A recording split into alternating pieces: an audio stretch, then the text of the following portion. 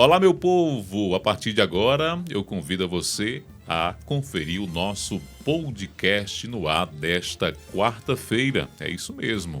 Você já sabe, o nosso encontro marcado é no canal 180 da BrisaNet, no YouTube da Sertão TV, Spotify, Brisa Play e horários alternativos na Canudos FM 106,7 aos sábados, a partir aí de 7 horas da manhã. E o nosso bate-papo hoje está para lá de especial. Houve um pequeno desencontro de agendas. O nosso companheiro Emanuel Santos não pôde comparecer, mas, todavia, não obstante, estou ao lado aqui do Félix Cordeiro, o homem lá do Uruquê, o homem que apresenta o Torrão Nordestino. Uma curiosidade sobre o nome Félix, vem do latim, que quer dizer felicidade. Né? Félix vem do latim, quer dizer felicidade, e felicidade quer dizer fertilidade. Olha que coisa maravilhosa. É uma potência, Seja bem-vindo, né? Félix Cordeiro. Homem, né? Feliz e fértil. O que eu quero mais, hein? Sim, o que eu quero mais? É isso aí, estamos aqui e vamos colaborar no desenvolvimento aqui dos temas do podcast, aqui ao lado dos nossos convidados de hoje, o João Batista, que ele vem falar sobre o trabalho de dissertação do mestrado dele, que ele está desenvolvendo lá na UNEB, na Bahia, né?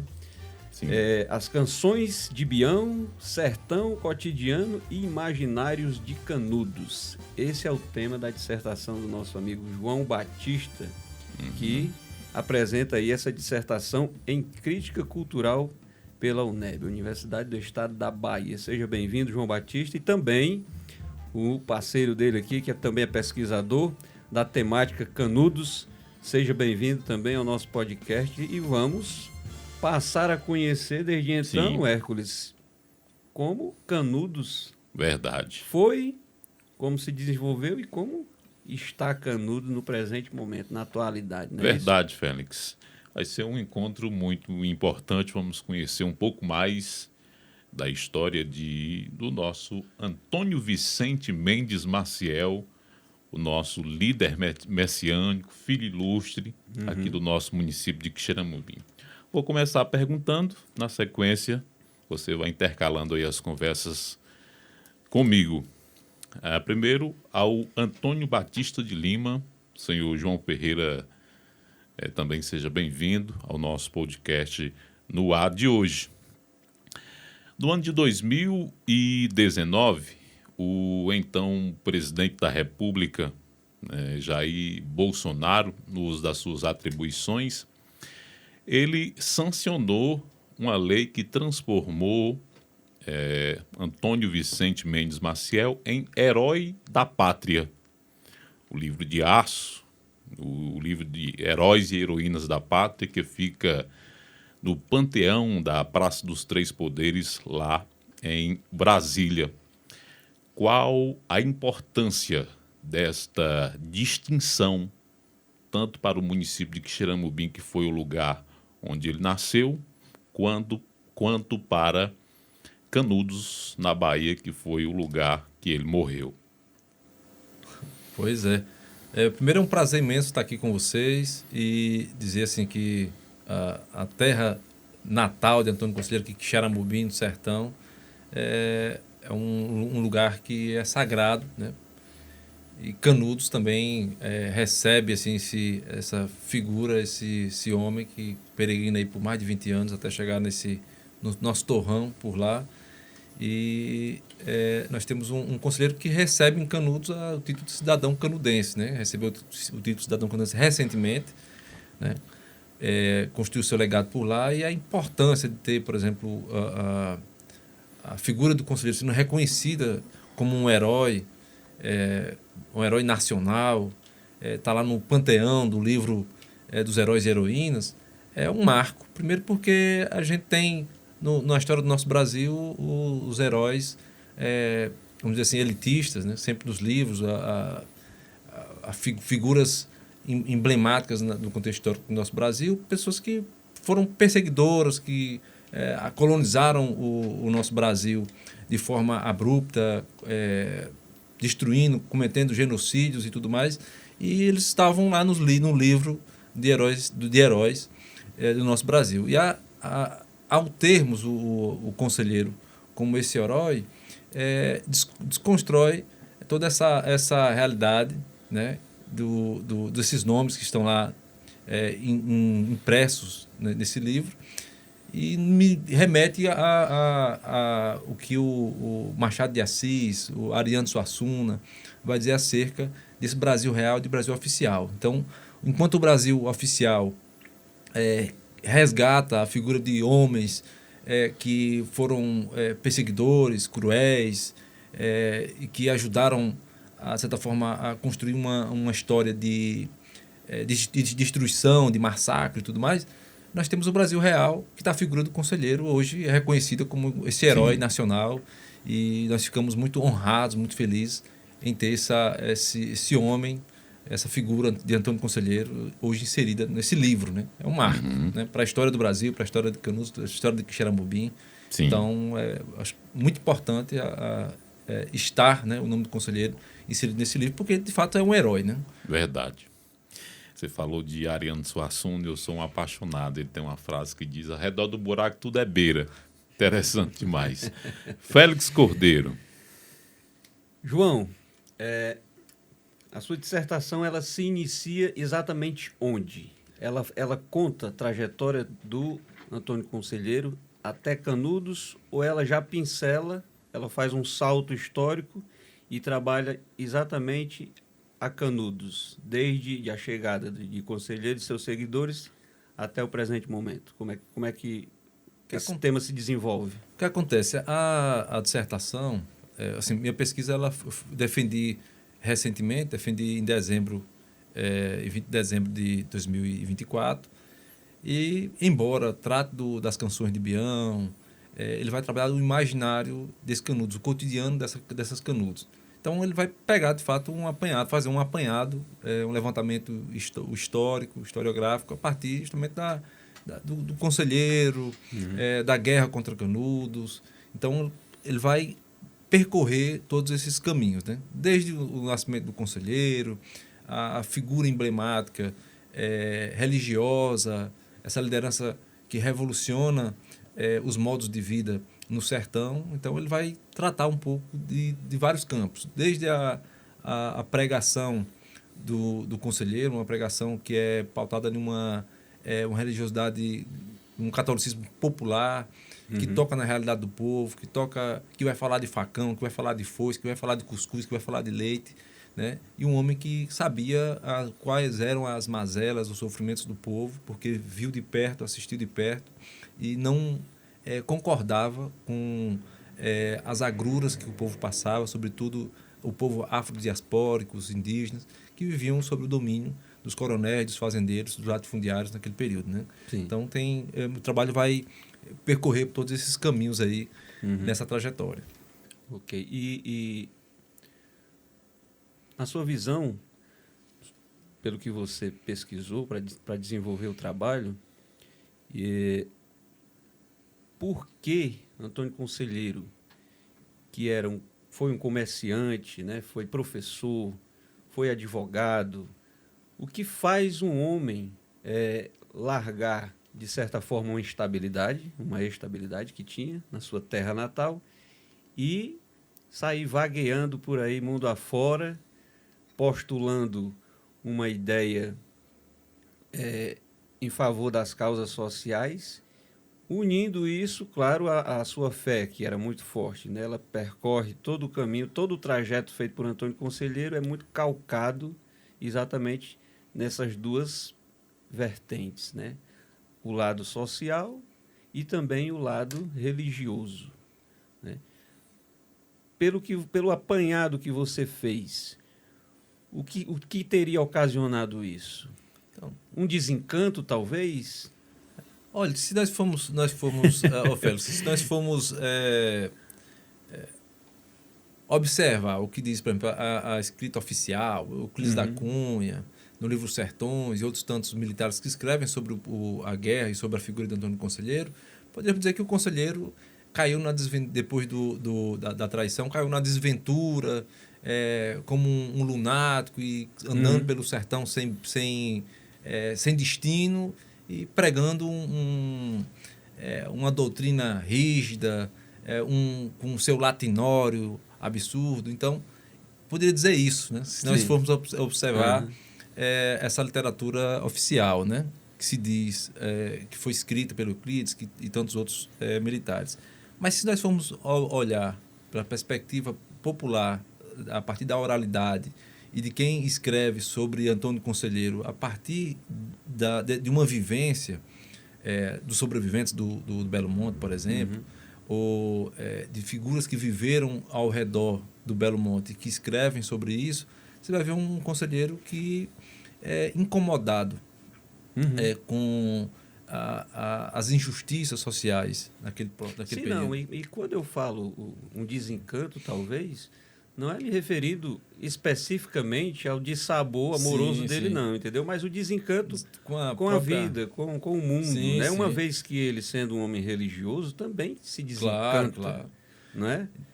Então, o que acontece? Você tem um conselheiro que tem uma vivência religiosa muito forte, né?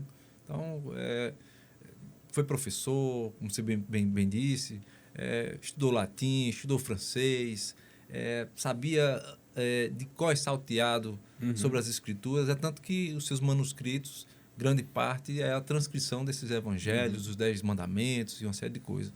Então, é um homem incomodado com a forma em que também a igreja ela anuncia esses evangelhos. Então, ele tem provavelmente uma experiência com o padre Biapina. Então, o padre Biapina, de certa forma, é uma figura que inspira o peregrinar, o caminhar de Antônio Conselheiro, que não era um beato, era um andarilho, era um peregrino, que, incomodado com todas essas situações, essas agruras que o povo vivia, resolve, então, abraçar uma carreira missionária, pregando o evangelho ao seu modo, mas um modo popular, né? Então, enquanto a Bíblia vai dizer lá que a terra prometida, né? O povo anda pelo deserto 40 anos em busca dessa terra prometida, a terra que emanava leite e mel, o conselheiro vai dizer, olha, vai pregar um outro paraíso, uma outra terra prometida. Que terra é essa? Uma terra que corre rios de leite e barrancos de cuscuz, né? Ou seja, mostrando para o povo que esse Deus que é pregado em latim naquele período e de costa para o povo, é um Deus que está muito mais próximo do que eles imaginam. Um Deus que prega a liberdade. Então, Antônio Conselheiro, o Antônio Vicente Mendes Maciel, depois Antônio Conselheiro, você tem um homem que, de certa forma, reconhece a fragilidade humana, e nessa fragilidade humana ele encontra força para poder lutar contra as opressões, contra os dessabores, né? Que a vida nos impõe cotidianamente. Sobretudo naquele período em que nós temos a grande seca, nós temos a abolição da escravatura, os homens e mulheres que ainda viviam nas fazendas trabalhando de forma ainda escrava e pelo um lugar, uma cobertura para dormir e um prato de comida. Então, assim, quando o conselheiro vê essa realidade, se depara com essa realidade, ele diz, não é bom que o homem viva dessa forma, né? Então, assim, o conselheiro segue talvez essa caminhada por conta desse contato com essa realidade, incomodado com isso, ele resolve, então, abraçar essa carreira missionária, né? E aí talvez o dissabor da vida tenha sido isso. Eu tenho um palpite. Esse desencontro. Mas é um palpite meu, certo? De que ele teria iniciado essa trajetória dele, depois do desencanto amoroso que você falou, porque, no meu entendimento, e isso é uma coisa minha... Uma hipótese. Né? Uma coisa minha. No meu entendimento, o homem ele tem dois caminhos a prosseguir na vida, né? Quando ele adquire família, é ele zelar pela família, certo? Quando ele opta por não ter família, ele tem uma outra grande missão, que é crescer intelectualmente, espiritualmente, para servir ao outro, para o crescimento do outro.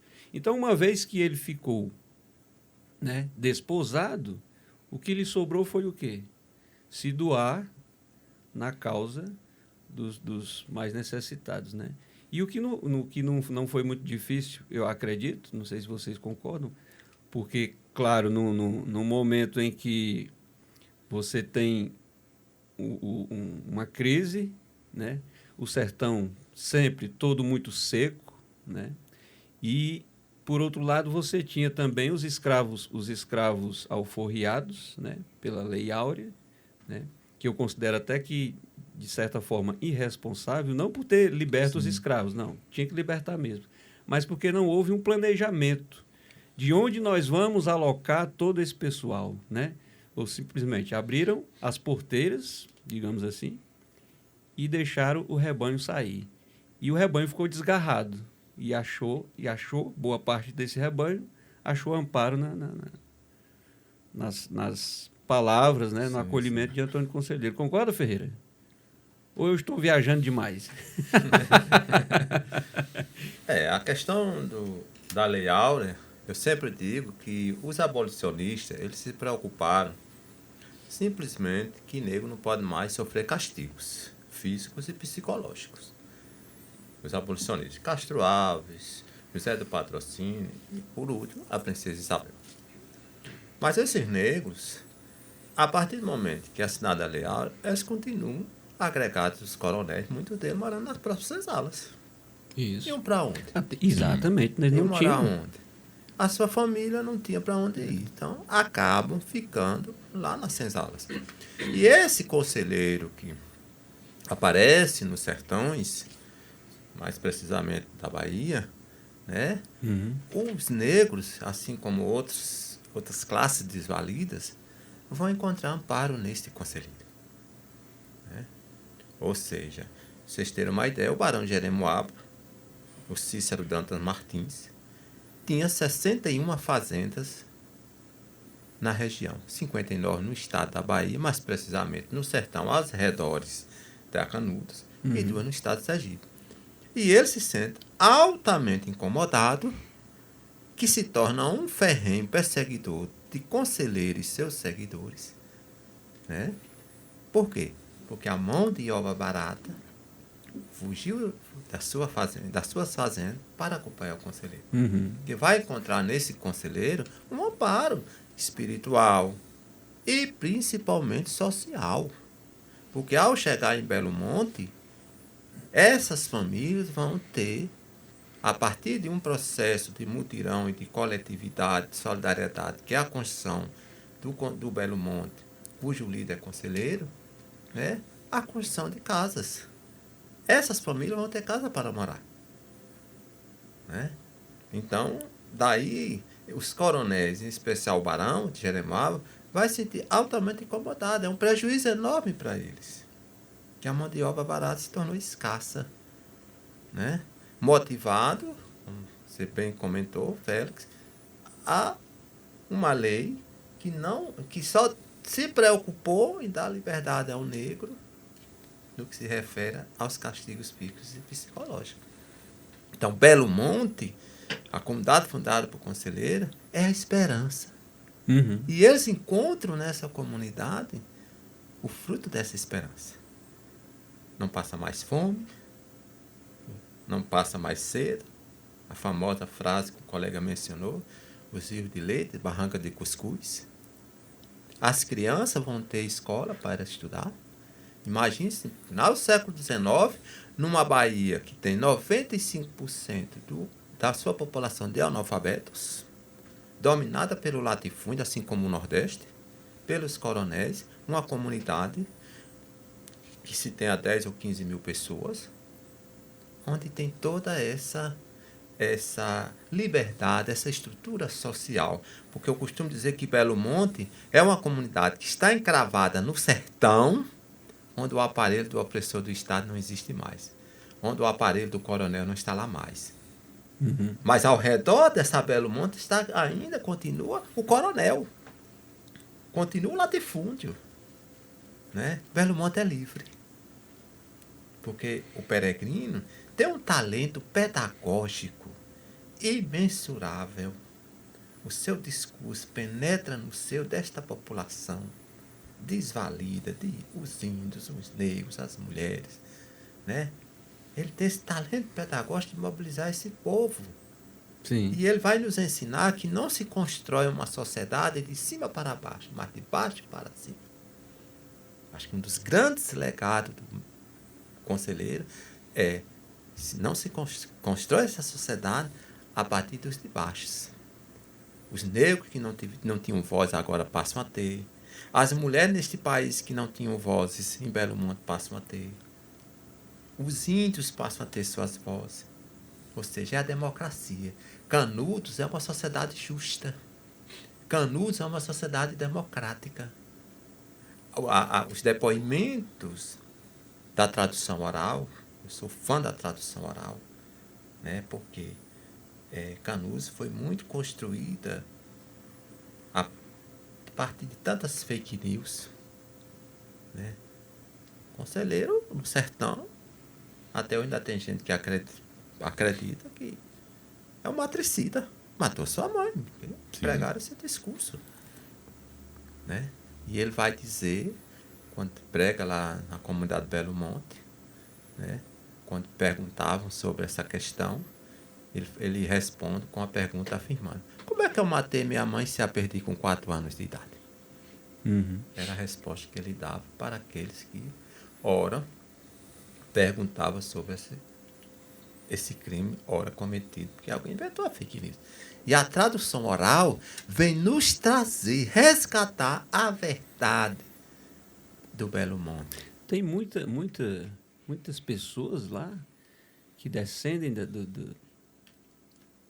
praticamente todos, né? Os conselheiristas. Porque depois da guerra terminada, finda, né? Os remanescentes, eles permaneceram lá, correto? Correto. E daí conseguiram de novo reerguer, e hoje você tem lá vários descendentes do pessoal que fundou a antiga Canudos, não é isso? Tem bastante. Inclusive, eu sou um descendente. Você é um dos descendentes. Um remanescente. Eu sou remanescente, né? Sou tataraneto de sobrevivente da guerra. Uhum. Então, mas em Canudos nós temos muitas famílias que descendem nós temos netos ainda de sobrevivente da guerra. Nós temos bisnetos, tataraneto, como é o meu caso. Uhum. Mas o meu tio bisavô, o Manuel Ernesto dos Santos, o Manuelzão, ele foi um dos apadrinhados, né? Foi afilhado, na verdade, de Antônio Conselheiro, né? Então, ele foi batizado, assim, o Conselheiro foi padrinho dele, em um dos batismos que foi realizado pelo padre lá do Cumbe, na época, hoje é Euclides da Cunha, né? Dentro do Arraial, né? Então, minha tataravó, ela sai um pouco antes do cerco do 23 de setembro, durante a guerra, fica nas caatingas, como muitas das pessoas, e foge com o filho dela, que era o Manuel Ernesto dos Santos.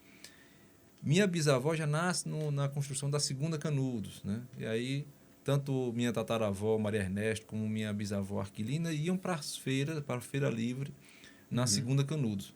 E eu já nasço aí na terceira, literalmente nasço no início da terceira Canudos. Explica, né? Da emancipação, né? Explica para situar o pessoal que nos acompanha o que é essa divisão de primeira, segunda e terceira Canudos. Pronto. Então, o que acontece? A primeira Canudos, a gente chama a Canudos de Antônio Conselheiro, o Arraial Conselheirista, é essa Canudos que Antônio Conselheiro chega lá nas margens do rio Vaza Barris. Da instalação. Da instalação, da fundação, né, do Belo Monte. Da instalação dos peregrinos. É uma Canudos que já existia já desde 1854, né? Era a Fazenda Santo Antônio dos Canudos, que recebe esse nome de Canudos, né, por conta da vegetação chamada canudeiro, canudo de pito, que cresce, que ainda cresce lá nas margens do rio de forma vertiginosa, né? A segunda Canudos, depois de destruída a primeira Canudos, no dia 5 de outubro de 1897, que a guerra termina no dia 5... Já com a primeira incursão, com a né? quarta expedição, né? Contra Canudos, porque a primeira expedição acontece em novembro de 1896. Sim. Aí as 3 primeiras são vencidas pelos conselheiristas, né? Pelo povo de Canudos. Na quarta expedição, no dia 5 de outubro, você tem um desfecho final, que o Euclides da Cunha vai narrar, o Henrique Duque Estrada e tantos outros, dizendo que eram 4 apenas os últimos defensores do Arraial, né? Na última trincheira conselheirista. 2 homens feitos, um velho e uma criança, na frente dos quais rugiam raivosamente 5.000 soldados, né? E aí você tem, no dia 6 de outubro, eles encontram o corpo do conselheiro, exumam o corpo, cortam a cabeça do conselheiro e levam para a Universidade de Medicina em Salvador. No dia 6 de outubro, eles incendeiam, queimam, né, as casas, colocam esses corpos em amontoados, em coivaras, para poder atear fogo, mas muitos ainda ficam lá, basicamente, insepultos e carbonizados no palco, né, de guerra, dentro do Arraial. No início do século XX, 1909, 1910, você tem esses sobreviventes do massacre, que conseguiram sair antes, ou aqueles que foram depois libertados, receberam o salvo, algumas mulheres que receberam o salvo-conduto dado pelo Comitê Patriótico da Bahia na época, que era uma carta dizendo: olha, não há nada que desabone a conduta dessa mulher, que ela possa ser conduzida em segurança até o seu destino. E aí nasce a Segunda Canudos, basicamente em 1909. Quando foi em 1940, Getúlio Vargas vem para Canudos, promete a construção da barragem, a barragem vai iniciar já no final da década de 40 e é conclusa em 1968. Em 1969, em março, com as fortes chuvas, a primeira Canudos, os escombros, porque a segunda Canudos ela é erguida basicamente em cima dos escombros do que foi a primeira. Inclusive o filme Deus e o Diabo na Terra do Sol, do Glauber Rocha, é gravado dentro do Arraial, dentro de Canudos, dessa segunda e dos escombros da primeira. Em 1969, você tem essa segunda Canudos sendo inundada pelas águas, né? Então, a primeira foi destruída pelo fogo, a segunda submersa pelas águas, e a terceira surge desse processo, né? Dessa inundação das águas. Tomara que nada... Não, aí... E que não aconteça mais nenhuma catástrofe. Eu até brinquei com um pessoal que foi lá das energias eólicas, né? Aí ele disse: olha, eu falei, Canudos já foi destruída pelo fogo, foi destruída pela água só falta ser destruída pelo vento. Verdade. Como a casinha lá dos 3 porquinhos, né? Sim. Meu amigo Hércules, você conhece Canudos? Não, conheço não. Conheço a história, mas... Somos 2, nós precisamos ir até em lá, loco eu não conheço. Aproveita a caravana que o Brasil faz todo ano aí para a Romaria de Canudos em outubro. Exatamente. Já entra nessa caravana, vamos fazer lá uma visita. Em outubro, né? Fazer um tour. Um tour. Exato. Deixa eu aproveitar, vocês estão falando, o papo está muito gostoso, e a história é isso. É a ciência que estuda o passado para poder compreender melhor o presente. Se eu estiver errado, vocês me corrijam. E planejar o futuro. O futuro. Falou sobre o estupendo livro de Euclides da Cunha, Os Sertões, e ele tem uma frase que é maravilhosa e conhecidíssima. O sertanejo é, antes de tudo, um forte. De que fortaleza, de que força ele está se referindo aos dois? Pode começar. Vai, João, aproveita. Olha, é o seguinte, eu tenho assim, o maior respeito pela obra de Euclides da Cunha. Enquanto texto literário, é um texto magnífico. Aquele primeiro momento, desculpa te interrompendo, aquele primeiro momento da descrição... Da terra... Questão muito cientificista, muito detalhista, né? Uma linguagem bastante rebuscada. O texto como um todo, a linguagem é altamente rebuscada. Agora, a gente precisa ter muito cuidado, e eu sempre digo, até algumas pessoas que me perguntam, que livro eu deveria ler sobre Canudos? Né? Se eu indicar 10 livros, eu coloco sempre Os Sertões por último. Por quê? Porque Os Sertões é um texto, do ponto de vista histórico, tem uma carga de pejoratividade para definir conselheiro, para definir o sertanejo, para definir as mulheres, que é algo impressionante, até meio revoltante. Mesmo com essa linguagem rebuscada. Mesmo com essa linguagem. Ele vai chamar a mulher sertaneja de megera, de bruxa, de solteirona. quer mais adjetivo pejorativo do que esse para definir a mulher? A mulher do sertão, a mulher belmontense, que é uma mulher que está sendo sujeita de sua história num país altamente conservador e machista. A mulher de Belo Monte é livre. Então ele vai alimentando o ranço daquilo que, ora, já é tão comum no que se refere ao sujeito feminino, que sempre foi tratado neste país, não como sujeito de sua história, mas muitas vezes como objeto. E o sertanejo, aí vem a nobre frase: sertanejo é uma atitude forte. Lá na frente ele vai dizer que ele é preguiçoso, que ele é ignorante, que ele é jagunço. Essa palavra jagunço, quando a gente vai fazer um estudo, não precisa fazer um estudo, achei no dicionário. Sim. Capanga, pistoleiro, valentão, amante dos coronéis. Acho que a palavra jagunço já define tudo isso. Aí chega lá, aí o que acontece? Com as 10, 15 mil pessoas do Belo Monte, são todos jagunços. São todos jagunços. Né? Aí eu fico assim me perguntando, uma frase tão nobre, tão poética,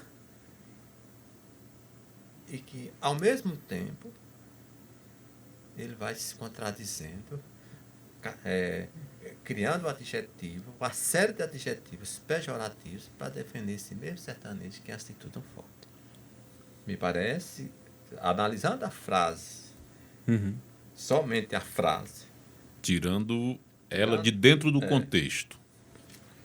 eu poderia dizer o seguinte: esse sertanejo que luta contra as intempéries da seca é esse forte que vai lutar contra aproximadamente 12.500 membros das Forças Armadas, porque 50% do Exército Brasileiro foi mobilizado para destruir Canudos. Nas suas quatro expedições, e se não vem um grande reforço, a quarta expedição estava quase derrotada. Que alguns classificam até de quinta expedição. Né? Então, esse sertanejo forte, este vaqueiro destemido, né? A gente pegar a palavra em si, como nós aqui delimitando essa palavra em si, vai nos remeter a esse sertanejo já tão sofrido pelas intempéries da seca, mas que vem a guerra e ele continua esse herói. Porque o sertanejo de Canudos é aquele sertanejo desamparado, como vai dizer o professor Calazans. O jagunço de Canudos é aquele jagunço desamparado das elites, mas que encontra no conselheiro um refúgio. Encontra no conselheiro uma esperança. E essa esperança, ela é concretizada. Por isso que eles vão lutar até a morte. Eles preferem ser degolados. Esse sertanejo que é forte, segundo eu ele prefere ser degolado. Mas não se sujeita às imposições dos coronéis do Exército, da Senhora República. Prefere dizer que morra a República e viva o conselheiro. Todos. De mulheres, crianças, homens, porque uma das piores barbáries da Guerra de Canudos é esse pós-guerra. O pós-guerra é traumático. Certamente. Crianças, pessoas foram vendidas como escravas. Foram vendidos na região de Canudos, principalmente em Queimadas. Foram vendidos, sim, à luz do exército. Né? Mulheres que foram entregues aos prostíbulos em Salvador e outras foram levadas para o sul do país. Né? Muitas foram degoladas, não só aos redores de Canudos, mas no trajeto até chegar a Monte Santo e Queimadas. Então, esse pós-guerra é muito traumático. Então, o livro de Euclides da Cunha, tenho muito respeito por ele, dentro de uma outra linguagem, até que a minha formação é letras. Então, eu tenho o maior respeito, para mim é um clássico da literatura. Agora, do ponto de vista histórico, devemos ter muito cuidado. Precisamos ler outras fontes para quando nós chegarmos nos sertões, que é preciso, e é óbvio, tem que se ler. É preciso ir a ele, não tem como não entender ir. Realmente a série de preconceitos, de elementos, de adjetivos pejorativos que ele vai definir aquela gente. Tem uma série de questões que envolvem essa frase, né? Porque assim, ele começa, o sertanejo é um estudo forte, né? Aí vai dizer, é um Hércules Quasímodo, né? O que o Euclides da Cunha faz a partir desse texto sem dúvida nenhuma, exaltar a força do sertanejo. Porque ele vai continuar no texto dizendo o seguinte, que à primeira vista você não atribui nem beleza, né, nem força. Vai dizer que o sertanejo é magro, não tem um andar retilíneo, que se apoia nos calcanhares por hora, conversando. Na linguagem matuta é mal amanhado. Mal amanhado. Né? Então, o que acontece? E aí tem uma coisa interessante, porque o Euclides, ele de fato, ele vai exaltar a força do sertanejo. Né? E quando você olha, por exemplo, para Seu Pedro, lá no sertão de Canudos, magro, né? Você olha assim, esse homem não tem essa força que tem, não. E aí você vê o camarada daquele tirando dentro de um barreiro uma novilha pesada, sozinho. Aí você diz, não, aí eu lembro, de certa forma, a frase do Euclides. Não somente essa, que o sertanejo é antes de tudo um forte, mas lá na frente, os textos vai se seguindo, ele vai falando, dizendo que o sertanejo é feio, né? Reflete a fealdade, não sei o que e tal, mas ele vai dizer, olha, esse impelido de uma situação adversa, ele se torna em um verdadeiro titã. Né? Então ele vai comparar, por exemplo, a força desse sertanejo com um deus, né? Com um semideus, um titã, que se revela em meio a essa intempérie que o professor João Ferreira muito bem coloca. Então, inclusive, essa frase estampada, está estampada na nossa bandeira lá de Canudos. Né? Então, na bandeira de Canudos está lá o sertanejo, antes de tudo um forte. E aí você tem, na canção, no cancioneiro popular, um samba enredo de 1976, né, que vai dizer que o sertanejo é forte e enfrenta a miséria sem fim. Sertanejo, homem forte, dizia um poeta assim, se referindo justamente ao Euclides da Cunha, né, que de forma pejorativa e uma série de coisas vai, de certa forma, atribuir ao sertanejo toda essa carga. Né? Esses estereótipos. Dizendo que nós sertanejos somos uma sub-raça, né, e outras coisas mais que o texto vai se referir. Mas, de fato, essa frase... São visões da época que acabam que, intencionalmente ou não, mas de certa forma acaba maculando a imagem do personagem de que ele está tratando. Né? Sim, com certeza. E aí o leitor desavisado, né, absorve a imagem que o escritor vê. Né? Mas você, enquanto leitor, você não precisa absorver tudo quanto você lê. É preciso ter esse discernimento, né? E tem uma coisa que... E principalmente quando você conhece o sertanejo mesmo. Aí é que você tem a responsabilidade de saber até onde vai a figura de linguagem, né? Até onde vai o que o camarada está querendo colocar. Aí tem uma coisa que o professor João Ferreira coloca, que é essa coisa do cuidado da leitura dos sertões, né? Porque o José Calazans, que pesquisou durante 50 anos, né, da sua vida, dedicou 50 anos da sua vida à pesquisa sobre Canudos, sobre Antônio Conselheiro, ele vai nos revelar que quando chegou em Canudos, na década de 50, ele vai dizer, eu não soube perguntar. Por que ele não sabe, ele vai dizer isso? Porque ele vai dizer que estava preso na gaiola de ouro. Né? E quem é essa gaiola de ouro que ele se refere? Os sertões de Euclides da Cunha. Ele vai nos dizer, é preciso sair da gaiola de ouro. Né? E aí, João Ferreira repete sempre a frase do Calazans, né? Que a voz dos sobreviventes tinha mais sabor, né, João? A voz do povo sertanejo tinha um outro sabor. Calazans vai dizer muito isso. Que sabor é este? O sabor da verdade. Eu também sou descendente de conselheirista, como colega, né? Minha trisavó materna, Maria Salustiana, tinha acesso livre dentro do Canibonde. Tinha acesso livre. Inclusive até o pequeno de Coitinho, né? Aí, no caso, você seria o que dele? A Maria Salustiana era minha trisavó. Trisavó. Que era materna. Que quando a gente vai falar, por exemplo, descendente de conselheirista, aí algumas pessoas às vezes confundem. Descendente do conselheiro. Ah, sim, certo. O conselheirista é o seguidor, de um dos conselheiristas. Ah, sim, certo. Desculpa, eu entendi isso mesmo. Você falou. Não, porque as pessoas perguntam às vezes, não, sou descendente de conselheirista. Não, você era parente de conselheiros? Não, é porque eu não entendi que ele tinha falado conselheirista. Eu entendi conselheiro mesmo, sabe? Então, esses sabores vai desconstruindo o discurso oficial. João de Regis vai nos dizer, foram 50 anos que não se podia falar de Canudos na região, que os coronéis ainda perseguiam a gente do conselheiro. Eu costumo dizer que foram 50 anos que a verdade absoluta sobre Canudos era o sertões de Euclides da Cunha. Uhum. É a partir de 1947, quando Eurico Tavares, Canudos, 50 anos depois, é que começa a se desconstruir esse discurso oficial. Ouvindo quem? O sabor do povo sertanejo, que vai ser o professor Calazans. Que eles vão contar a história do que sofreram, perderam entes queridos, que se adentraram a Caatinga, que foram capturados, né? Como a Maria Francisca Macambira, né? O pessoal da família de João de Regis. Entendeu? Ou seja, até mesmo porque isso é da historiografia brasileira. A historiografia brasileira sempre contou o lado da elite.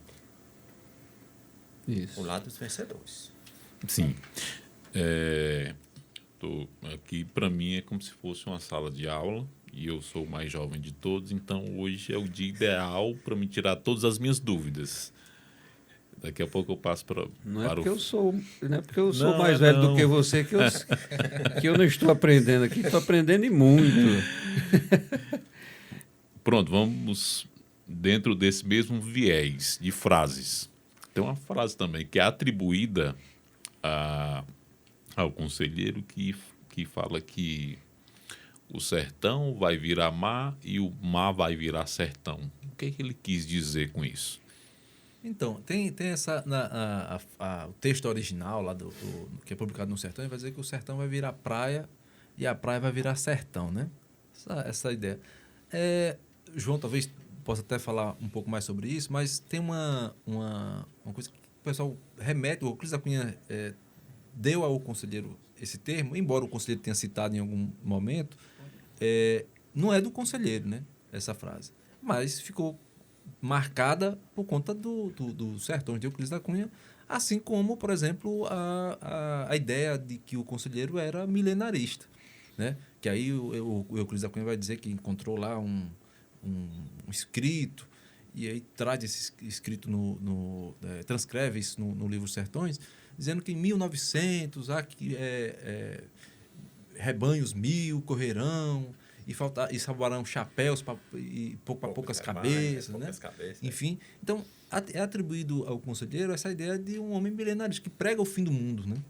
Então, na verdade não é. Você vai ler, você vai entender os manuscritos do conselheiro e não tem no conselheiro essa relação. Mas é interessante esse contexto do sertão vai virar praia, a praia vai virar sertão, porque nós temos em Canudos, sobretudo em Canudos, esse sertão, né, que vira um mar de sangue, com o genocídio, com o massacre, com o degolamento em massa de mulheres, homens, no Arraial de Canudos, no Arraial do Belo Monte, e você tem depois esse chão que foi lavado por sangue, lavado pelas águas do rio Vaza Barris e os seus afluentes, tornando aquele sertão, aquele torrão, em um mar de águas, vamos dizer assim, a partir da construção da barragem do açude do Cocorobó. Então, assim... Então, essa frase é como se fosse uma metáfora. Uma metáfora, né?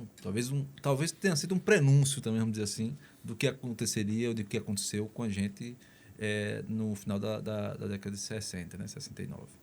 E só complementando o colega, em relação até à construção do açude, é preciso se apagar a memória. Eu não tenho dúvida que a construção do açude naquele local foi algo planejado para, mais uma vez, apagar a memória. Ali é um chão sagrado. Como o colega vai mencionar, o mar de sangue ali foi derramado. Os corpos, a memória, ficaram insepultos. Os urubus não voavam mais. O mau cheiro chegava a 6 quilômetros de Caatinga dentro. Os cachorros viviam comendo. Então, a barbárie, outra covardia do exército brasileiro, fora o degolamento. Tiveram um mínimo de respeito com os corpos que o exército foi para Canudos para matar. O exército não foi para Canudos para defender, não, para prender, não, foi para matar. Canudense, a ordem que veio do Rio de Janeiro não pode ficar pau sobre pau, nem pedra sobre pedra. A ordem era essa, né? E depois desse massacre, ver o açude. Aí esse sertão virou realmente um mar. Mas um mar construído pelo DENOX, um açude naquele local, porque é preciso apagar a memória dos nossos antepassados, silenciá-los, né? Porque Canudos, conselheiro, ainda hoje incomoda. Falar de conselheiro ainda incomoda. Porque conselheiro é o herói. Um dos maiores heróis da historiografia brasileira. Primeira pergunta que vocês fizeram aqui. Muito feliz a pergunta de vocês. O maior herói foi lembrado em 2019. Foi que foi registrado. Porque sempre, como o colega bem respondeu, sempre se comemorou dia 7 de setembro, Dom Pedro I, Dona Isabel, todo mundo está num cavalo bonito, nos desfiles cívicos. E os verdadeiros heróis continuaram no anonimato. E ainda tento continuá-los nesse anonimato. Não são tão conselheiros Chico Mendes, né, Dora Estante, Zumbi dos Palmares, mesmo dia da consciência negra. Teresa de Benguela. Tá nessa lista? Teresa de Benguela não tem. Você tem? Já ouvi falar, Já ouvi falar, mas não tem. Que defendia os quilombos. Ela que... Se defender aqui, quilombo, tá na lista. Porque o que acontece com a historiografia é esse esquecimento. A história oficial, ela procura apagar a memória, silenciar a memória. É conhecido como a rainha dos quilombos. Deixa eu voltar aqui um instantinho, uns 2 passos só, da fala do João, dos manuscritos do Antônio Conselheiro. Esses manuscritos, existe publicação deles? Não. Sim. Sim? Existe. Tem a primeira vez que surgiu, por exemplo, uma publicação dos manuscritos, inclusive o grupo de leitura, né, se reuniu essa semana no domingo, não foi, João? Foi domingo.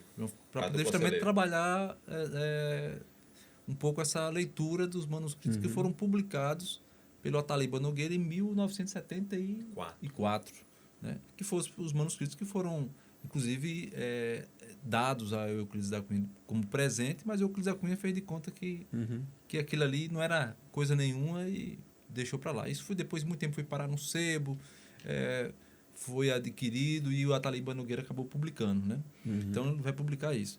E tem um outro manuscrito que ficou sob a guarda do professor José Calazans. Mas só existe essa publicação dessa data aí. Recentemente... Tem outra. Aí tem o outro manuscrito, talvez até maior do que, em termos talvez de impaginação, maior do que esse primeiro, que ficou sob a guarda do professor José Calazans até 2001. Que foi quando o pesquisador Pedro Lima Vasconcelos, em conversa com Calazans acaba falando desse manuscrito que nunca tinha sido publicado. O Pedro Vasconcelos vai lá no Núcleo Sertão, da UFBA, lá na Bahia, em Salvador, e digitaliza todo esse material e publica isso em 2017. Lançou aqui, inclusive, em Xeramobim, em 2017, que é um box, né, chamado Antônio Conselheiro por ele mesmo. Né? Aí ele vai trazer num dos livros só os manuscritos do Conselheiro, com a cópia a impressão do manuscrito, a transcrição facsimilar e a transcrição da nova lei ortográfica. São manuscritos que são basicamente transcrições dos evangelhos, mas com uma interpretação, com uma leitura feita pelo conselheiro, muito interessante. E você tem, mais recentemente, o livro do José Augusto Moita, que ele vai reunir os 2 manuscritos, né? O manuscrito publicado pelo Ataliba Nogueira, e ele vai fazer uma releitura. Aqui esse nome do livro. Ele vai fazer uma releitura dos manuscritos originais e vai transcrever como está lá novamente. Então, como é que chama o livro? Tem o do Ataliba Nogueira. O mais recente. O mais recente é Antônio Conselheiro, do José Augusto Moita. É só Antônio Conselheiro, né? Se não me engano, sim. Antônio Conselheiro, do José Augusto Moita. Que ele reúne os 2 manuscritos e outras falas. Mas tem o do Pedro Lima Vasconcelos. Augusto Moita? Augusto Moita. Cearense, né? Cearense, é de Fortaleza. Aí. Fortaleza. E aí o o do Pedro Lima Vasconcelos é um box que reúne 2 livros, né? O livro Antônio Conselheiro por ele mesmo, que é os manuscritos do Conselheiro, e o outro é uma interpretação, um relatório que ele vai fazer dos 2 manuscritos. Então ele vai falar as suas impressões, falar a história, o contexto, uma linha do tempo a partir desses 2 manuscritos que foram publicados, né? Um pelo Atalib e outro por ele. E aí ele vai fazer uma análise, uma interpretação acerca desses 2 manuscritos e da figura do conselheiro. Então, são manuscritos assim... a letra do conselheiro, na transcrição, você não encontra erros ortográficos, uma linguagem muito eloquente, mas também, em certa medida, você olha, é bem popular. Né? Então, é poético, muitas das vezes, e também popular. Então, ele é um homem... completo, assim, né? Um cara fantástico. E muito sofrido, né? Muito sofrido. A mãe dele morreu quando ele tinha 4 anos. O pai morreu quando ele tinha 27. Isso. Foi traído. Então, se transformou em uma espécie de nômade. De fato. Né? Se autoproclamava o 4 peregrino. 4 anos ou era 5? 4. Quando você... inclusive nos manuscritos, no livro do Ataliba Nogueira, se você for pegar, vai estar lá a data do nascimento do conselheiro, 1828. Se você pegar o 1828, aí você vai ter aí 6 anos. Né? Porque então eu... Mas ele nasce em 1830, né? Então eu criei aqui há algum tempo, até para uma apresentação no Sesc Hércules, da escola onde eu trabalhava na época, a escola lá de Uruqueira, Zé Marinho de Góes. E aí me pediram para fazer alguma coisa, né? Criar junto com os alunos uma encenação para trazer exatamente para as festividades do conselheiro na época. E aí eu criei assim, um mini cordelzinho para eles encenarem, né? Tinha uma parte que era tocada no violão e cantada, e a outra parte só declamada pelos alunos, né? E eles fazendo lá os movimentos de cena, né? E diz assim, rapidinho aqui: conselheiro cabra da peste, que vira e mexe que xeramubim. Conselheiro fuçou o Nordeste, pelo agreste fez reza e motim. Conselheiro fundou cidade, derrotou exércitos e virou Marte. Aí aqui, eu errei, foi mais. Eu disse que era 5 anos, coloquei foi 6. Eu não sei o que foi que eu achei esses 6 naquela época. Né? Tem a data 1828, é 6. Órfão aos 6 anos de idade, viu-se Antônio menino. Sem mãe, isto é verdade. Da família, algum carinho. Fez-se um homem de coragem, de sonhos, um passarinho. E aí segue. Aí vem a estrofe cantada de novo e segue na outra. Foi voando, foi cantando o pássaro longe do ninho, reunindo, aconselhando as almas dos peregrinos. Da palavra faz-se mestre e santo dos nordestinos. E aí na seguinte estrofe e última: da caatinga sanguinária fumaçou o estampido. Não era festa nem reizado, eram os soldados já vindo. Acabar com o conselheiro, destruir seu vilarejo e por fim em seu destino. É muito bonito. Muita da nossa literatura tem a data 1828 como que reza que reza os 6 anos, né? Que dá esses 6 anos aí. Inclusive o próprio José Calazans, no ciclo folclórico do Bom Jesus, do Bom Jesus Conselheiro, está lá 1828. Depois você tem, né, essa data sendo emitida a partir justamente do certo batismo dele, nascimento. Então você vai encontrando aí todos os caminhos para ser. A data que ficou, se a gente for analisar, é a Ataliba Nogueira mesmo. Né, que foi publicado em 1974, 13 de março de 1928. Dá essa ideia dos 6 anos ele ter ficado. Me lembro que o professor Marum Simão, nos apresentando, lançando o livro que ele fala da história de Xerambim. Recompondo a história. Isso. Na época, lá no antigo colégio estadual, que a gente falava, né? Doutor Andrade Furtado, aqui em Xerambim. E ele falando da parte que ele discorria sobre o Antônio Conselheiro, exatamente que tinha assim, uma certa disparidade entre os historiadores da questão até da data de nascimento dele, né? Mas sabia-se que era por ali entre 28 e 30, né? Mas então fica essa... Fica essas datas aí mesmo. Mas e aí onde é que entra, rapaz, o Bião? Então, Bião de Canudos também é descendente, né? O Bião é maravilhoso. Ele esteve gravando aqui o Torrão Nordestino, que é o outro programa Bião que a gente faz. fantástico. Gostei demais. E eu não o conhecia, e a partir daí eu passei a acompanhá-lo, estou seguindo ele, ouço música dele quase todo dia. Bião é maravilhoso. E aí, assim, é interessante que lá em Canudos, se você perguntar lá, o pessoal pergunta às vezes quando os estudantes, os alunos lá, diz, qual é o nome de batismo de Bião?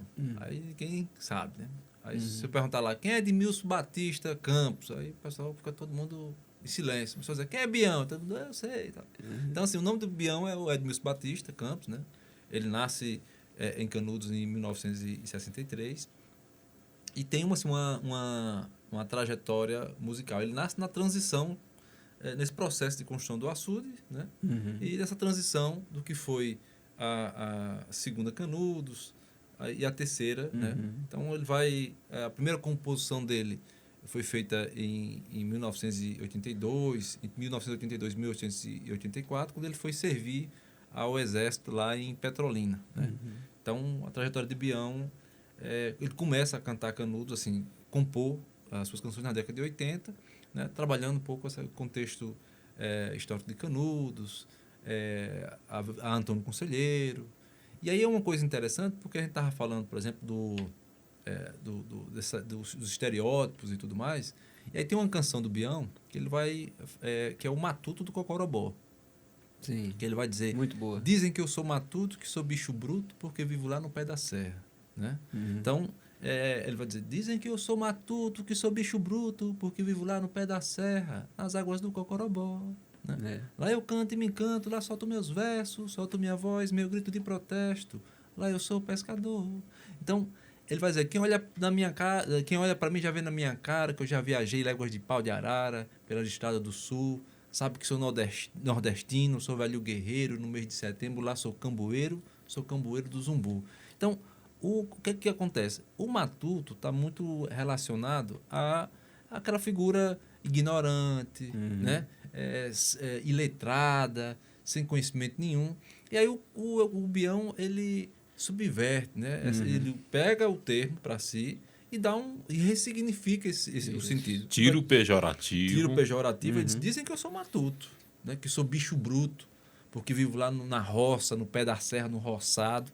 Mas ele vai dizer, olha, lá eu canto e me encanto, lá solto meus versos, solto minha voz, meu grito de protesto. Ó, eu não sou ignorante coisa nenhuma. Eu sei dos meus direitos, eu posso protestar, eu vou à luta, eu vou em busca da justiça social. Então, Bião, ele vai trazer um pouco a partir da sua canção, desconstruindo esses estereótipos e usando a música para construir uma nova identidade, para trazer um novo significado, ressignificando, de certa forma, todos esses termos pejorativos que são atribuídos a nós sertanejos.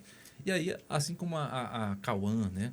Então, quando o Bião vai cantar Maria se alevante, raiou o dia, que a Cauã cantou, né? Anunciando que vai chover, apagando o fogo do sertão, muitas das músicas, estudando um pouco essa coisa da relação da Cauã e tudo mais, muitas das canções produzidas acerca da Cauã é relacionada a uma Cauã de uma ave que anuncia somente a seca, a miséria no sertão. Bião, ele vai trazer a Cauã como aquela que anuncia a esperança, que é a chuva que cai no sertão, que traz vida, que traz esperança, que traz prosperidade. Então, a música de Bião vai fazendo isso. E eu passei, assim, eu fui da pastoral de juventude, dentro da igreja, dos movimentos sociais, dos encontros. Você tem muito as músicas, né? Que trabalham um pouco o contexto de luta pela terra. E eu fui ouvindo outros artistas, e Bião só fui ouvir já basicamente nos anos 2000, quando um colega, eu trabalhava numa locadora de filmes, e a gente gravava CD lá, essas coisas, e aí chegou um amigo chamado Doeta, e aí Doeta disse, grava aqui uma música copia aqui esse disco para mim, que era um disco de Bião. Eu era fãzão de Bião, e eu comecei a ouvir Bião a partir desse amigo, do Doeta, né, o Joels, e eu não parei mais, porque a música de Bião é uma música que encanta. E aí, até um tempos atrás, você não encontrava Bião nas plataformas digitais, nenhuma plataforma. E graças aos amigos aqui de Quixeramobim, Neto Camorim, Arthur, né? Então, peraí, vamos pegar pelo menos 2 álbuns do Bião e jogar aí nas plataformas digitais, né? Nos streams de música, Spotify, Disney e outros cantos aí, para poder as pessoas conhecerem esse artista, essa música. Então, hoje em dia, você bota lá no Spotify, lá, Bião de Canudos, você encontra pelo menos 2 álbuns de Bião que está lá, disponível para quem quiser ouvir, degustar um pouco dessa música, que é uma música maravilhosa, né, do Bião. Eu posso prosseguir, Hércules? Pode, nosso tempo está quase se exaurindo, não é isso, Pronto, Marquinhos? então deixa eu fazer aqui uma pergunta aqui, olhando aqui para a dissertação aqui de mestrado em crítica cultural. E aí a pergunta para os dois, certo? Os dois podem responder. Qual é a crítica que vocês têm em relação à cultura atualmente? Como é que vocês estão vendo a nossa cultura? Vá, mestre. Rapaz, como é que se encontra a nossa cultura? Porque assim, a cultura, ela é diversa, né? Então, assim, claro que o João estava até falando hoje mais cedo sobre o respeito às culturas, sobretudo, não só a cultura, mas as tradições, a identidade. Mas o que nós vemos hoje são, muitas das vezes, uma produção cultural, muitas das vezes, esvaziada pelos sentidos, pelos significados, pelos símbolos, né? E de uma cultura, na verdade, não é nem de uma cultura hoje, muitas vezes de um aculturamento, né? É um aculturamento, um processo de apagamento de uma cultura existente. Então, muitas vezes você chega num lugar, você não vê mais reizado, você não vê mais São Gonçalo, não vê mais samba de coco, não vê mais lundum, não vê mais banda de pífano. Então, por quê? Porque esse aculturamento, né, muitas vezes em vários territórios, em vários lugares do nosso país, vai surgindo a partir de camadas, muitas das vezes, terríveis, né? E aí você tem, por exemplo, essa coisa da música, por exemplo, né? Então, você chega lá numa comunidade que tem uma banda de pífano, o jovem não quer aprender a tocar flauta, não quer aprender a tocar caixa, não quer aprender a tocar zabumba, não quer aprender a tocar o triângulo. E o que acontece? Vão morrendo os mais velhos que mantêm aquela cultura, aquela vago. Tradição, aquela cultura viva. Fica a vacância. Né? Aí o que acontece? Vai morrendo. De repente você cai no apagamento, no silenciamento. No ostracismo. Que assim, que acabou-se. E aí vem talvez um pesquisador de longe, vai tentar resgatar o que tinha naquela comunidade, mas não tem mais nenhuma raiz. Ou seja, além de acabar com essa tradição, mataram também todas as raízes, o tronco, né, que mantinha essa cultura viva naquele lugar. Então, assim, infelizmente, a gente tem sofrido em todos os lugares esse processo de aculturamento. Você vai... o forró, no mês de junho, você vê axé paredão, né? Uma série de coisas, em vez de ter aquele forró pé de serra, autêntico e tudo mais. Então, isso é um processo de aculturamento, né? Em que a cultura, por exemplo, carnaval, você tem a tradição popular é sufocada por uma invencionice que... terrível. Então, assim, você não vê... é totalmente dissociada daquela realidade, né? Você vê tocando forró no carnaval? Ou tocando forró nos blocos, por exemplo, de né? Não, cada período tem seu momento. Então, também, né? também então, então nós temos sofrido esse é preciso ter bom senso, né? Mas João vai falar mais um pouco, né, João? Ferreirinha, vai lá, dê aí o seu pitaco. É muito preocupante. Primeiro, eu acho a cultura é um símbolo de alta resistência, né? Mas a gente vai percebendo que essa resistência a cada dia vem diminuindo. E me parece uma coisa assim preocupante o poder público também. tem Colabora grande muito, parcela. é. Colabora demais. Colabora muito. Eu fico indignado quando eu vejo Os, bandas... os incentivos são e eu fico muito indignado. desproporcionais. Eu né? fico indignado quando eu vejo bandas destruindo a imagem feminina. Uma carga de pejoratividade sem tamanho e o poder público pagando nossos impostos para esses caras Uhum. ir lá no palco destruir a imagem da mulher, A objetivação, né, dos corpos. dos corpos, Isso. a erotização. Sensualismo, exato, erotização. Erotização, Isso é normal. Né? Então, eu acho que esse aculturamento, como o colega falou, isso é algo hoje que eu vejo com muita preocupação, porque você vê hoje em Campina Grande, que é um simples forró, está lá o sertanejo, uma polêmica terrível, né? E alguém do poder político disse, não, nós temos que levar, com todo respeito, um Edson, esse Santana aí. Luan Santana, porque não dá público. Uhum. Mas eu também tenho uma coisa comigo. Eu acho que é preciso ter esse incentivo, porque o jovem, a gente estigmatiza também muito o jovem. Mas o jovem, às vezes, vai pelo que ele tem. Eu já vi experiência de Acima Monteiro em Canudos e o jovem está lá virado numa fera dançando, agarradinho, virado numa fera. Exato. Você está entendendo? Exato. Está lá. Você tem que Agora, muitas vezes o cara vai porque só tem aquilo ali. É revoltante, João Batista sabe disso. Pior de Canudos, que é um ícone da nossa cultura, dificilmente toca no palco principal dos festejos de Santo Antônio. Uhum. Mas o cara gasta 100, 200 mil com Tairone Cigano. E com outras bandas que não tem nada a ver. Né? Agora, é preciso, né? Acredito, é preciso um incentivo. Acho que quando se fala também em cultura, os recursos são muito minúsculos. São minúsculos. Isso começa de Brasília. Uhum. Por que são minúsculos?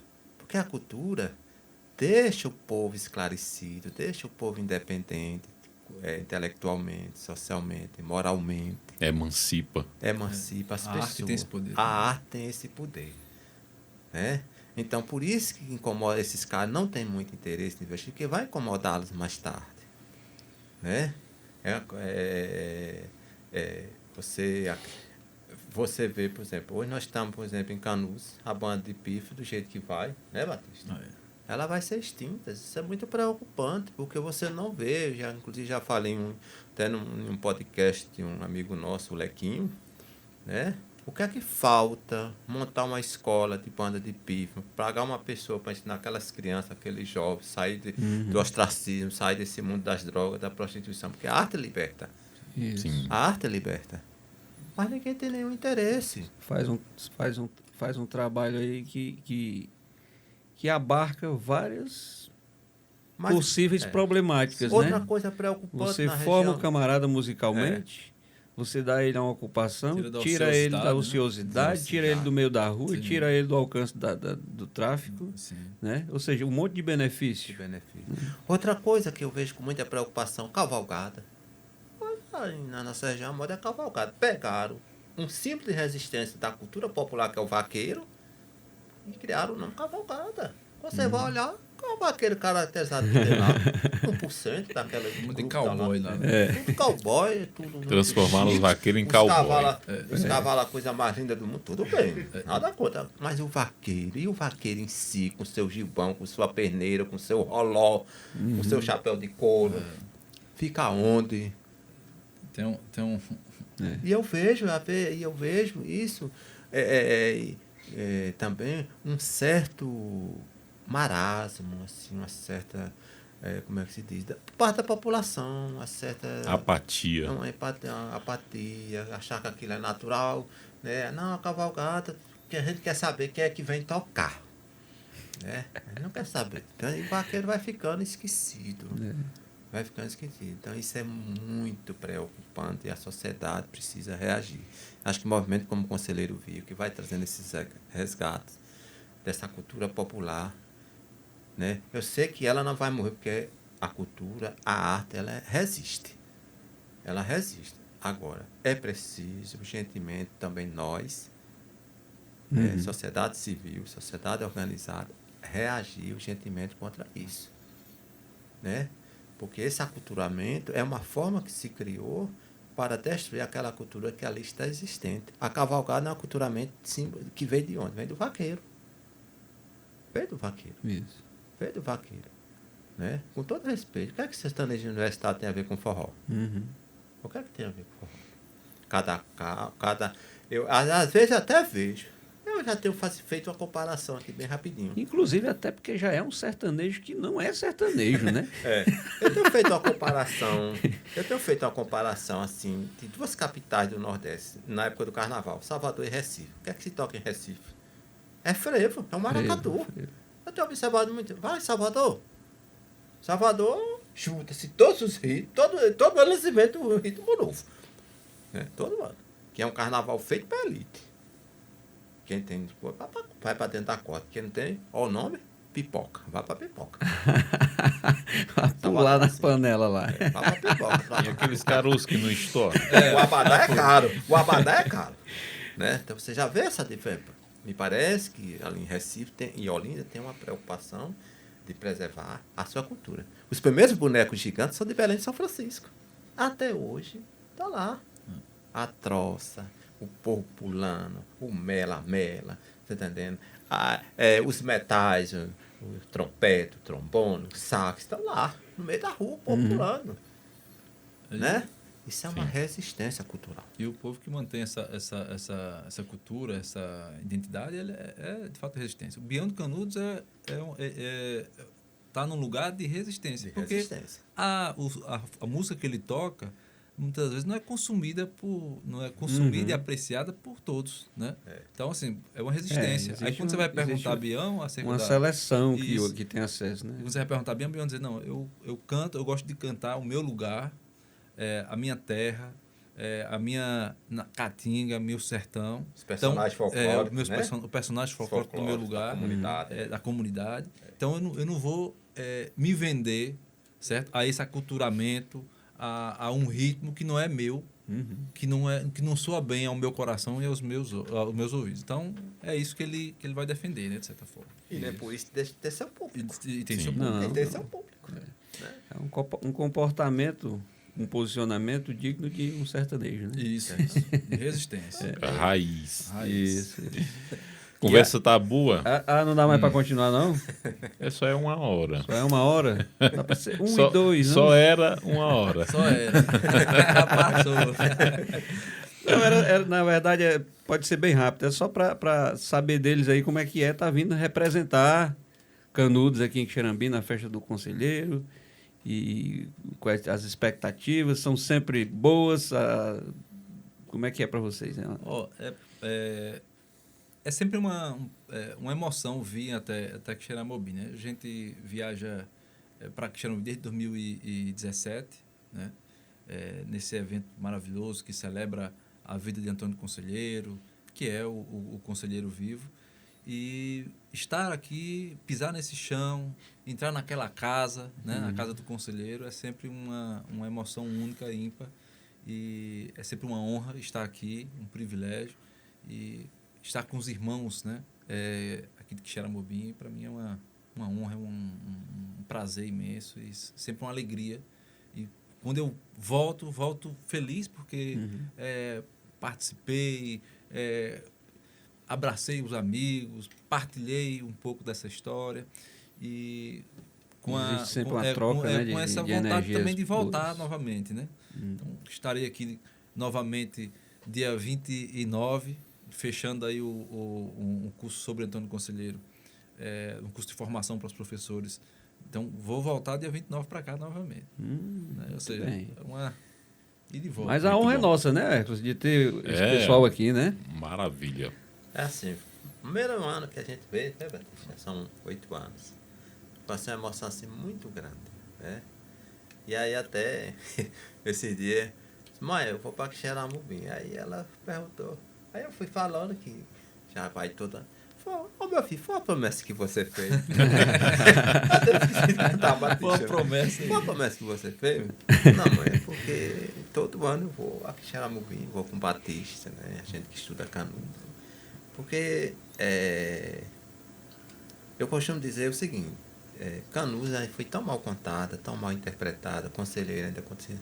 A gente precisa desses eventos, desses momentos, dessa troca de experiência, para cada vez mais desconstruir essa história que foi sempre contada no viés do oficial, cheia de elementos pejorativos, de preconceito, né? Então, acho que está em Quixeramobim, assim, uma emoção muito grande, porque, primeiro, é o acolhimento do povo de Quixeramobim. Um povo, assim, muito acolhedor. É diferente o povo de Quixeramobim. Acho que estar em Quixeramobim já é diferente por vocês mesmos, porque, assim, esse acolhimento, assim, acho que a primeira vez, assim, foi... Todo ano a gente sente esse calor, aí eu fico imaginando. Realmente, o conselheiro, os descendentes de conselheiro, né, são a cara do conselheiro. Porque esse conselheiro que absorveu todas as mazelas sociais do seu povo e que nunca disse, talvez nunca se dispôs a não resolver os problemas daquela gente, ou procurando como advogado, ou como professor. Então, sempre, isso é um compromisso nosso, né? Sempre a gente está aqui no Conselheiro Vivo. Acho que foi um sonho assim, realizado até por Neto Camorim, que sempre eles tinham essa ideia de ter esse intercâmbio. Todos os anos, Quixeramobim vai à Romaria, o Brasil é quem é o organizador, né? E esse intercâmbio é maravilhoso, porque você aprende a cada ano, a cada temática. Esse ano mesmo, as palestras nas escolas foram maravilhosas. A gente vê que os jovens, a cada dia, a gente tem essa esperança que ele vai criando a ideia de pertencimento do seu lugar. Essa ideia de pertencimento é importantíssima. Você entender o seu lugar, você respeitar a cultura do seu lugar, você divulgar a cultura do seu lugar. Esse pertencimento é fantástico e que precisa estar sempre atento a isso. Ok, agradecer os historiadores Antônio Batista de Lima, tô certo? João Batista. O João Batista. É João Batista. João Batista. É dois João, a pessoa Tá certo. Então tá tudo Você certo. está diante do arauto de Nosso Senhor Jesus Cristo, meu pai. Eu verdade. nasci no dia 24 de junho. Viu? Olha só. Olha aí. Tá vendo? Não disse que era ele? É um prazer receber vocês, momento muito rico de conhecimento que a gente partilhou nesse pequeno espaço de tempo. Infelizmente, o nosso tempo é muito diminuto, mas agradecemos demais a presença de vocês. Agradecer o Marquinhos, agradecer o nosso cinegrafista Joaquim. Félix, um prazer estar com você, partilhando esse momento. Prazer nosso. Com certeza, em outros momentos estaremos juntos. Se Deus quiser. E você que nos acompanhou, muito obrigado. Canal 180 da BrisaNet, também através aí do YouTube da Sertão TV, Spotify, Brisa Play, horário alternativo, aos sábados na rádio Canudos FM 106,7, a partir das 7 horas da manhã. Tchau.